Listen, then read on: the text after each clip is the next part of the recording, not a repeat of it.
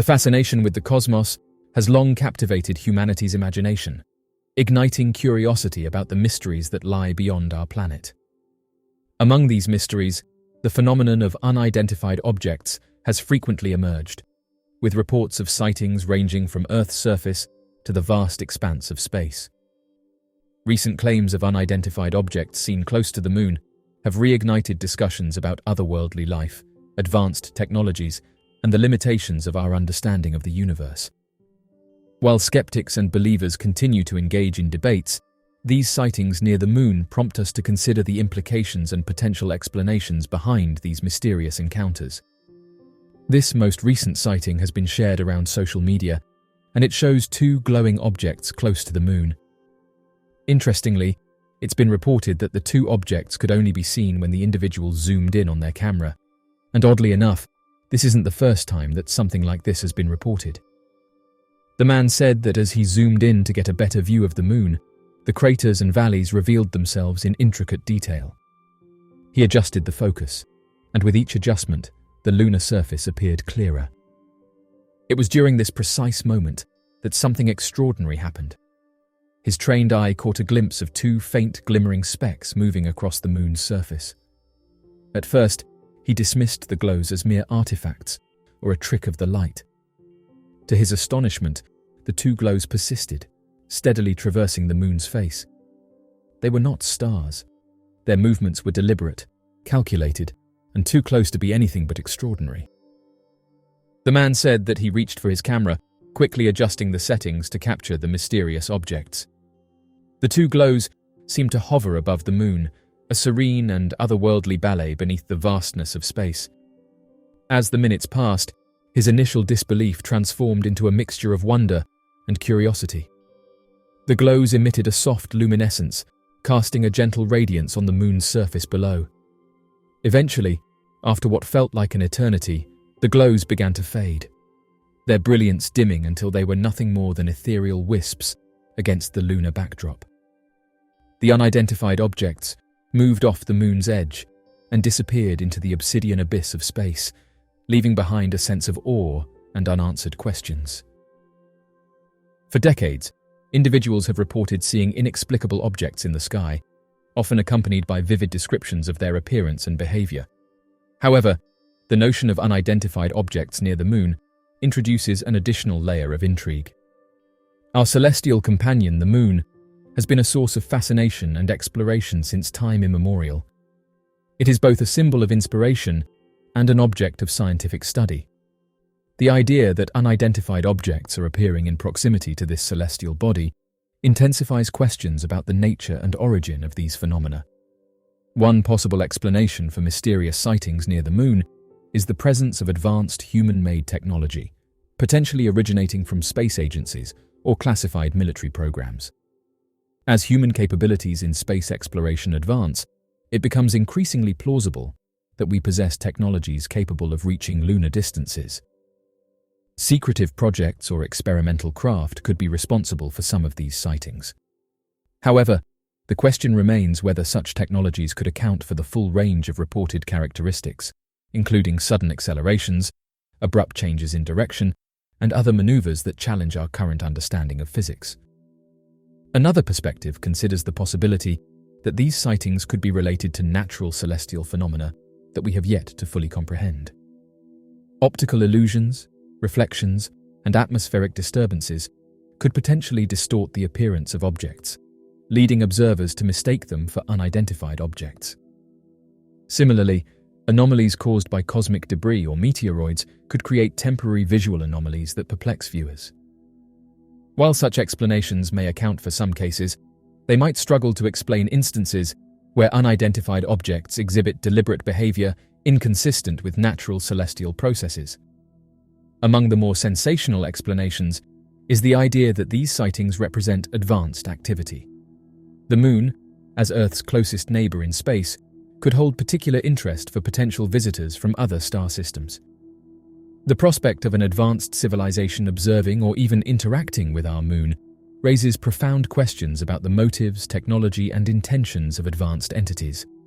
However, this notion rests heavily on assumptions about the intentions and capabilities of potential visitors, as well as the logistics of interstellar travel. It also raises concerns about why they would choose to reveal themselves in a manner that leads to mere fleeting glimpses, rather than direct contact. In evaluating these sightings, it's important to acknowledge the limitations of our human perception and the potential for misinterpretation. Psychological factors, including cognitive biases and perceptual errors, can influence how we process and remember what we observe. Additionally, the vastness of space and the complexities of its interaction with light can create illusions that challenge our ability to accurately assess the nature of distant objects. Furthermore, the advancement of technology, such as powerful telescopes and high-resolution cameras, has made it easier to capture and share images and videos of celestial phenomena. While these tools offer new opportunities for documentation, they also raise concerns about the potential for hoaxes, misidentifications, and the influence of digital manipulation. The realm of space exploration has always been marked by a blend of scientific inquiry and the allure of the unknown. Over the years, numerous reports of unidentified objects have added an extra layer of intrigue to this field. While these objects have often been associated with science fiction, recent developments suggest that even established space agencies, such as NASA, are taking a closer look at these enigmatic phenomena. Unidentified objects are objects observed in the sky that exhibit flight characteristics beyond the scope of conventional human-made aircraft. Historically, these sightings have generated speculation about advanced life, advanced technologies, and government cover-ups. However, a growing body of evidence, coupled with technological advancements in observation and data analysis, has prompted NASA to address the subject with a more open-minded and scientific approach. NASA's primary mission is to explore space, advance scientific knowledge, and expand our understanding of the universe. This mission naturally extends to studying any phenomena that might occur within the celestial realm, including those that challenge our current scientific paradigms. As sightings continue to be reported by credible sources, including trained pilots and military personnel, NASA recognizes the importance of rigorously investigating these occurrences. The interest in unidentified objects within the scientific community is not a new development. In recent years, NASA's attention to unidentified objects has manifested in a more systematic and transparent manner.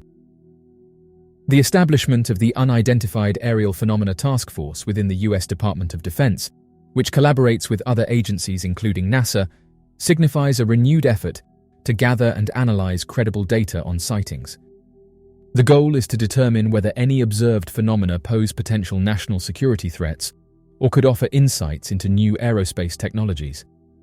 NASA's involvement in investigating unidentified objects underscores the agency's commitment to scientific rigor and evidence-based inquiry. The study of unidentified objects within the framework of established scientific methodologies allows for the identification of misperceptions, optical illusions, and conventional explanations that might account for many sightings. This approach seeks to demystify these occurrences while recognizing the small subset of cases that remain genuinely unexplained.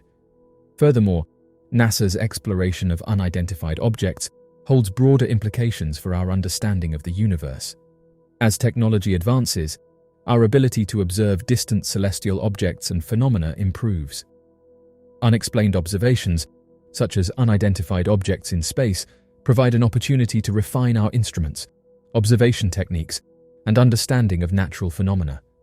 Whether these objects are atmospheric anomalies, cosmic debris, or even extraterrestrial probes, studying them enhances our capacity to differentiate between known and unknown entities in space. It's important to acknowledge that the investigation of these objects within the scientific community remains a contentious topic.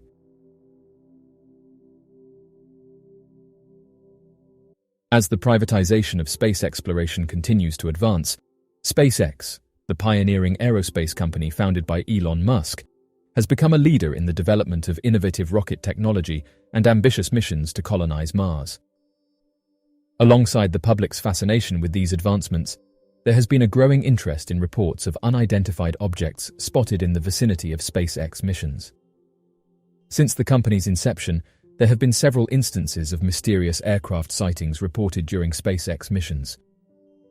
These sightings have ranged from mysterious lights and unexplained objects seen near rocket launches to unidentified craft observed near the International Space Station during SpaceX resupply missions. One of the most widely discussed sightings happened on April 19th, when a strange black triangle was seen in the background of the Starlink mission, which led to a flurry of social media posts and speculations about advanced visitors. Shortly after the launch, observers spotted the black triangle in the background, and theories were soon put forward to explain what the object was.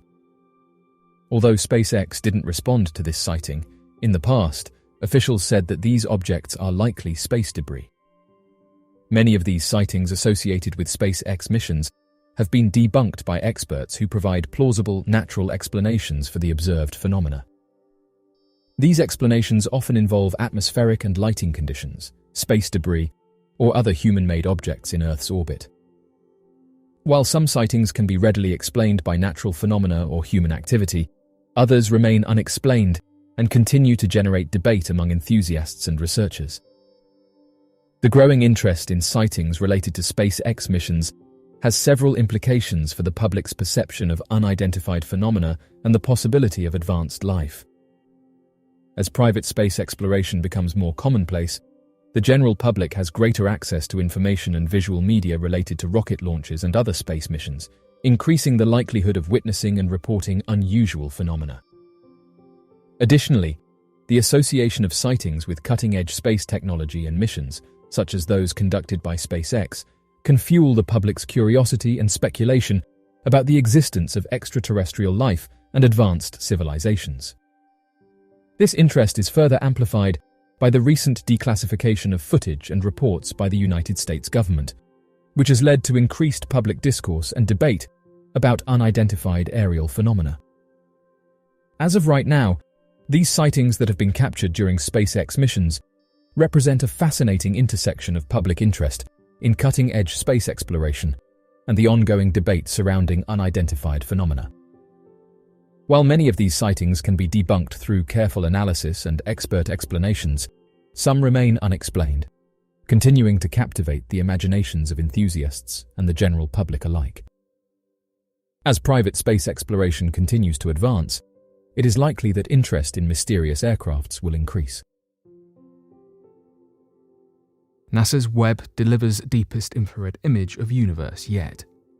The James Webb Telescope also captured an infrared image of SMACS 0723, which is a galaxy cluster filled with a myriad of various galaxies.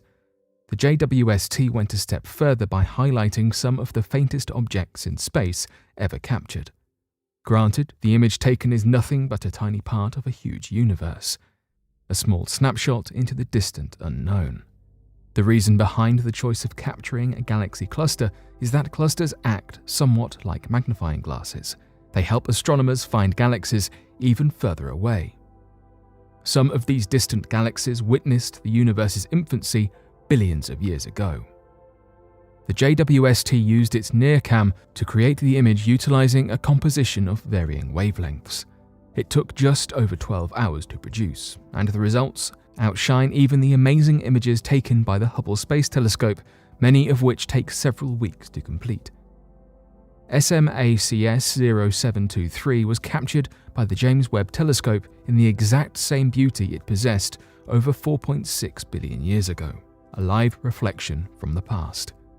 This galaxy cluster can be observed from the south in the direction of the constellation Volans.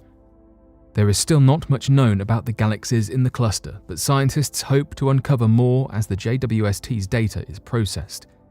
The image produced by the James Webb Telescope focuses on tiny clusters of stars that are typically overlooked or overshadowed in images taken of space, but the JWST image showcases all the tiny features of the galaxy cluster that have never been seen prior. The light we see is reflected from billions of years ago. We see these galaxies as they were long before the rise of humanity on Earth because the light takes so long to reach us. When looking at the image, we see youthful galaxies, some of which formed not long after the Big Bang itself. Scientists hope to discover individual galaxies in the cluster's masses, chemical compositions, ages, and personal histories. Every galaxy has a story to tell that astronomers hope to uncover and piece together. Space dust is prevalent in the image and encases our cosmos in colors of all sorts. highlighting the glorious beauty and glamour of our cosmos for how otherworldly it is. Dust is crucial in the creation of stars, but some galaxies, such as blue ones, possess very little of it. Red galaxies, in comparison, have a plenitude of this star-creating dust, while green galaxies generally are mostly filled with chemical compounds such as hydrocarbons. All this amazing research will shed light on how galaxies form and why they are this way, including insight into how they merge, expand, and thrive. Perhaps scientists might use this information to answer the question of why some galaxies cease star production entirely. The James Webb Telescope has captured 48 different galaxies at once using its near-infrared spectrograph. Astronomers detect secret water reserves in the solar system's largest canyon. Valles Marineris, also known as the Grand Canyon of Mars, is the largest canyon in our solar system. But Valles Marineris attracts scientific curiosity for more than just its size. The 2,485-mile-long canyon system may also be home to hidden reserves of water. Recent data from an instrument known as the ESA Roscosmos ExoMars Trace Gas Orbiter's Friend shows abnormal hydrogen levels below Mars's surface. Unlike previous instruments, FRIEND, which stands for Fine Resolution Epithermal Neutron Detector, can detect neutrons up to a meter below the surface of Mars. According to physicist Alexei Malakov, neutrons are produced when highly energetic particles known as galactic cosmic rays strike Mars. Low neutron levels indicate the presence of hydrogen. Because dry soil emits more neutrons than wet soil, the number of neutrons emitted by soil beneath Mars's surface can indicate levels of water. Between May 2018 and February 2021, FRIEND collected the data that indicates high concentrations of subsurface hydrogen. It suggests that soil up to a meter deep in the Valles Marineris region contains water that is either locked inside minerals or ice. Because it is unusual for minerals in this region to contain large amounts of water, experts believe that water ice near the surface is the more probable explanation. If the hydrogen is truly forming water molecules, this suggests that water makes up to 40% of the area close to the surface in the region. This watery area is roughly the size of the Netherlands. This discovery is unexpected, as the pressure and temperature around the Mars equator does not create a suitable environment for large stores of water. The presence of water in Valles Marineris suggests unusual conditions, possibly relating to the angle of its slopes. The water may also be sitting in scattered ancient deposits. This discovery of water is fascinating because of its surprising location, but this is not the first reserve found on the planet. It appears that the majority of water on Mars exists in the poles in the form of ice. The warmth surrounding the equator prevents the formation of ice at many latitudes. Water on Mars is typically found at higher latitudes, but this recent finding suggests it can be located under the surface as well. The watery region of Valles Marineris is abundant despite unfavorable conditions at the equator. Because of this, it has been compared to the permafrost regions of Earth, where ice is constantly present underneath the dry soil due to lower temperatures. It is still unclear exactly why water has been able to form near the Mars equator and what form that water takes. Understanding the form and conditions of this water may lead to even more important discoveries. This water could expand the possibilities for exploration on Mars. Space crew would likely land around the equator, and accessible water close to the surface could mean greater survival capabilities for the crew. If the water exists in a permafrost-like state, it could contain frozen microorganisms or signs of previous life in the form of organic molecules. And if this water is only a meter below the surface, signs of life on Mars might not be so difficult to come by after all. Scientists say that 4 mysterious signals from outer space are coming from galaxies like ours. Astronomers have discovered strange signals coming from the centre of the Milky Way galaxy. Australian scientists, using the Australian Square Kilometre Array Pathfinder radio telescope, detected these signals 4 times over the span of 2 weeks. The transmissions, originating roughly 4,000 light-years away near the core of our galaxy, consist of irregular pulses and bursts that scientists have never seen before. During the early stages of planet formation, radio signals of similar frequencies are emitted. These new signals are more erratic than those emitted during planet creation, confusing scientists. Nothing about the signals follow a pattern that has been seen before.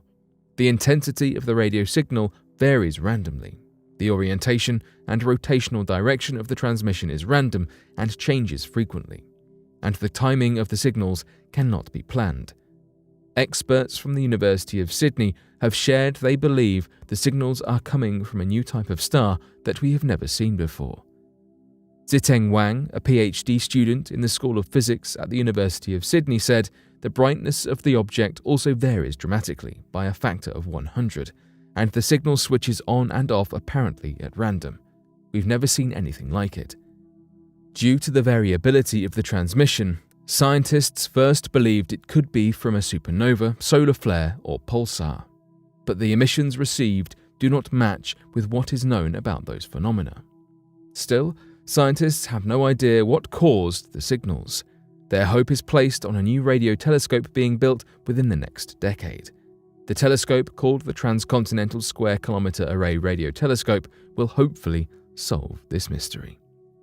Professor Tara Murphy from the Sydney Institute for Astronomy and the School of Physics said, "We expect the power of this telescope will help us solve mysteries such as this latest discovery.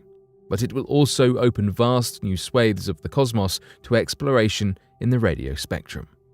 From discoveries that help us understand the universe to discoveries that make us question what we already know, the vast expanse of space continues to make us wonder." Granger Taylor was a Canadian mechanic and pilot who gained notoriety for his mysterious disappearance in 1980. He was an eccentric figure who had a fascination with space and aliens, and he had reportedly made numerous attempts to contact extraterrestrial beings. Taylor's disappearance was unusual in that he left behind a note that seemed to suggest he was voluntarily leaving Earth on an alien spaceship. The note, which was found in his workshop, reads as follows: "I have gone away to walk aboard an alien spaceship, as reoccurring dreams assured a 42-month interstellar voyage to explore the vast universe, then return. I am leaving behind all my possessions to you, as I will no longer require the use of any. Please use the instructions in my will as a guide to help. Love, Granger." End quote. Taylor's family and friends were mystified by his disappearance, and the note only added to the confusion. Many people believed that he had been abducted by advanced beings, while others speculated that he had staged his own disappearance as part of an elaborate hoax. Taylor had always been an unusual character, and he had a long history of strange behavior. He was known for tinkering with machinery and building his own planes and cars, often using unorthodox methods. He also had a deep interest in the paranormal and was known to dabble in astrology, numerology, and other esoteric subjects. Despite the speculation surrounding his disappearance, no trace of Taylor was ever found, and his fate remains a mystery to this day. Some people believe that he may have simply walked off into the wilderness and perished, while others maintain that he was indeed taken aboard a spaceship. The case of Granger Taylor has become something of a legend, and it continues to fascinate people around the world. Some people see him as a tragic figure, driven to madness by his obsession with advanced life and the unknown, while others view him as a visionary who was simply ahead of his time. Initially, it seemed like a harmless and amusing endeavor. However, as he constructed a radio transceiver, allowing him to communicate with advanced beings, based on the recurring dreams he had about aliens and mysterious aircrafts, concerns surfaced regarding his mental well-being. On the night that he went missing, nearby residents claimed to have heard a loud bang, with some coming forward and saying that a bright light could be seen in the sky. This caused some to speculate whether Taylor had in fact been picked up by an advanced aircraft, and the bright lights that were witnessed belonged to the same craft, while others said that the loud bang could have been due to dynamite. According to Taylor's friend Keller, a severe storm occurred in Duncan on the night in question, which makes it plausible that the noise heard was thunder.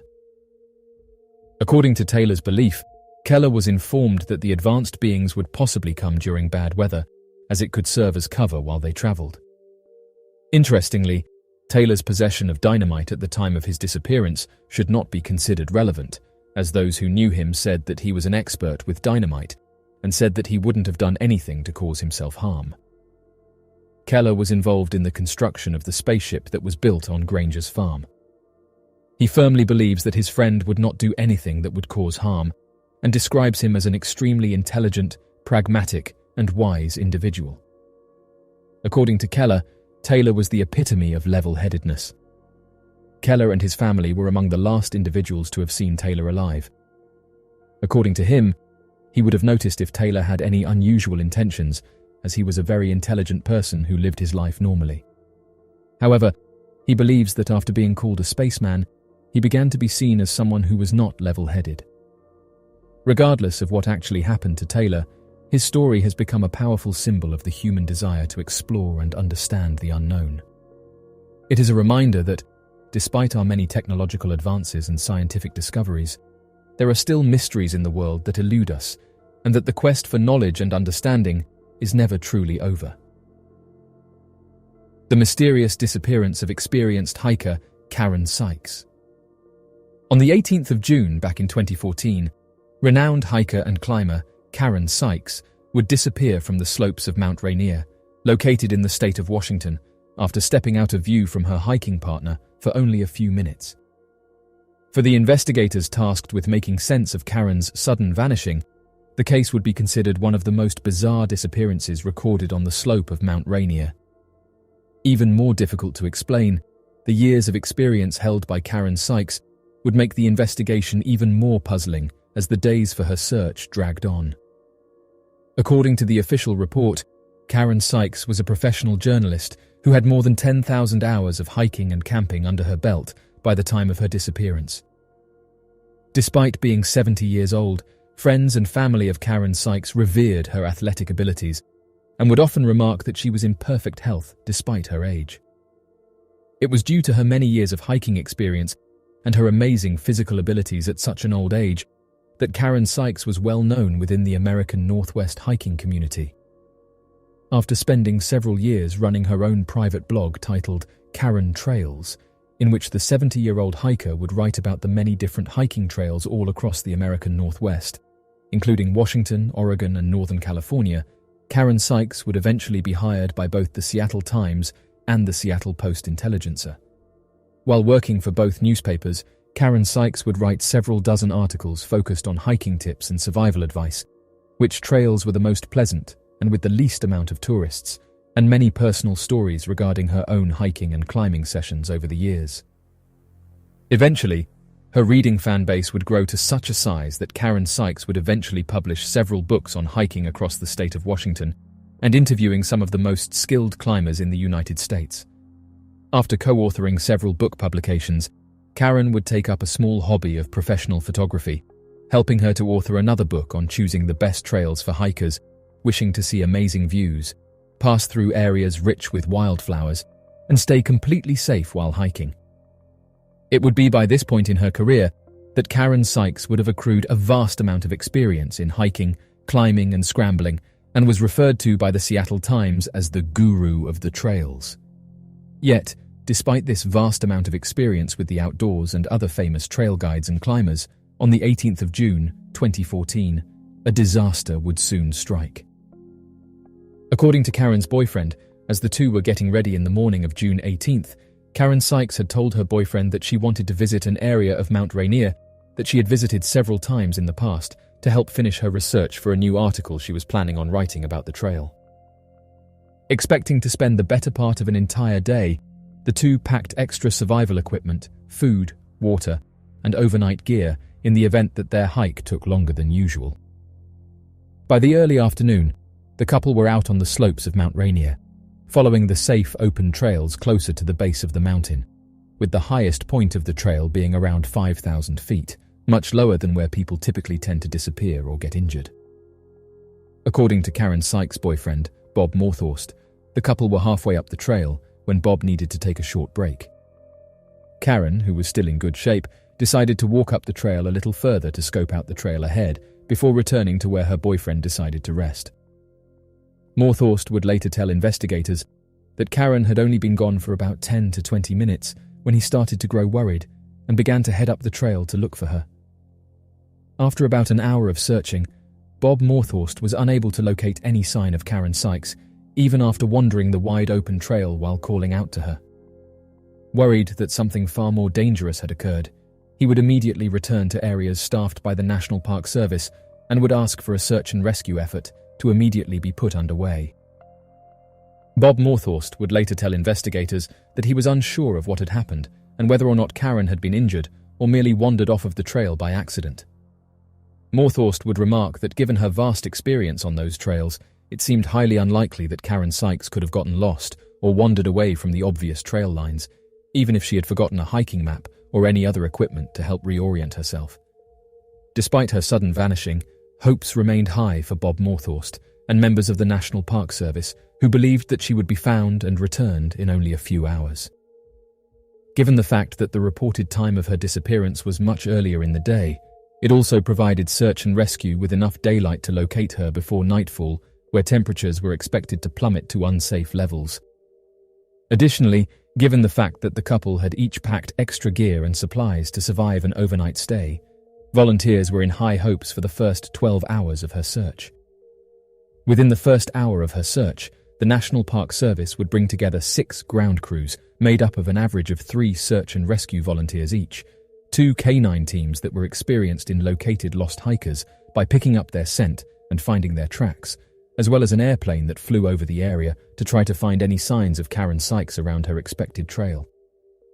According to Bob Morthorst, the trail that the couple had planned on exploring was the Ojai Lakes Trail, a 13-kilometer-long hiking trail that wrapped around the slope of Mount Rainier in wide open spaces with low vegetation and fields of surrounding wildflowers. Similar to Karen Sykes, Bob Morthorst also had a history in writing articles related to hiking and the outdoors for the Seattle Post-Intelligencer, though focused more on the casual hiking and amateur outdoorsman categories. It was due to their work and Karen's desire to get photographs of the region that the couple planned on staying along the Ojai Lakes Trail, and so it was incredibly unlikely that Karen Sykes would have wandered away from the trail at any point during the hike. Armed with this information, the search and rescue teams would first search all along the trail and within a 5-mile radius surrounding the trail in the hopes of stumbling across Karen, though next to no sign of her was uncovered by any of the ground teams, the canine teams, or the overhead aircraft. After the first day of searching for Karen Sykes, search and rescue teams started to grow nervous. The temperatures were believed to have plummeted to below freezing, and still no sign of where the 70-year-old hiker had travelled off to was uncovered.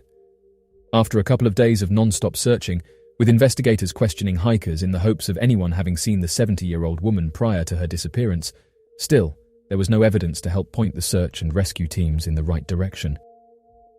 In a last-ditch effort to locate Karen Sykes, the search and rescue teams expanded their search radius by a total of 20 miles from the Ojai Lakes Trail, closing down the majority of the park to prevent any contamination of sensitive sites or missing gear. On the third day of searching for Karen Sykes, after roughly 80 hours and an estimated 4,000 man-hours of searching, the search for Karen Sykes would be called to a halt after an older woman was found more than 15 miles away from the Ojai Lakes Trail. Due to the time that had passed, it was nearly impossible for friends or family to accurately identify, and so the search was suspended until a proper autopsy could help to identify the individual. In the meantime, investigators were uncertain if this was Karen Sykes, as the body was found an estimated 15 miles away from the trail, as well as in an area nearly impossible to traverse on foot. Search and rescue volunteers would describe the area as being in one of the roughest, steepest terrain of the national park, and in a more desolate region not frequently visited or travelled on. It seemed incredibly difficult for investigators to explain how it would have been possible for Karen Sykes to have lost her path from the trail and to continue through an area far steeper and rougher than anywhere she knew she should have been. It would have been more likely for her to have turned around instead of continuing through the rough, steep terrain. Oddly enough, after the DNA tests were completed, the Pierce County Medical Examiner's Office would confirm that the individual that was found was Karen Sykes. According to the coroner's office, it was believed that signs of hypothermia were responsible for her passing, But after a closer inspection, the Pierce County Medical Examiner's Office would report that Karen's passing was caused by a heart attack. Although the later stages of hypothermia could cause blood flow issues and heart problems, it is far more likely for a person suffering from hypothermia to pass from kidney or liver failure. At first, the finding was so strange due to Karen's perceived athletic ability and good physical health that family and friends were suspicious of the finding. After investigations ended, the official primary cause of her passing would be deemed as hypothermia. Without further investigation, the passing of Karen Sykes was deemed an accident, and no further actions were taken on the part of the investigators. Regardless of the official cause, friends and family remained puzzled about the nature of Karen's disappearance and recovery. How could Karen have ended up so far away from the trail and in steep, rough terrain after walking away from Bob Morthorst for only 10 to 20 minutes? Even more strange was the lack of gear that had been found on her when she had been recovered. Given Karen's vast experience in the outdoors, and more specifically the slopes of Mount Rainier, her passing is only made more bizarre in light of the circumstances.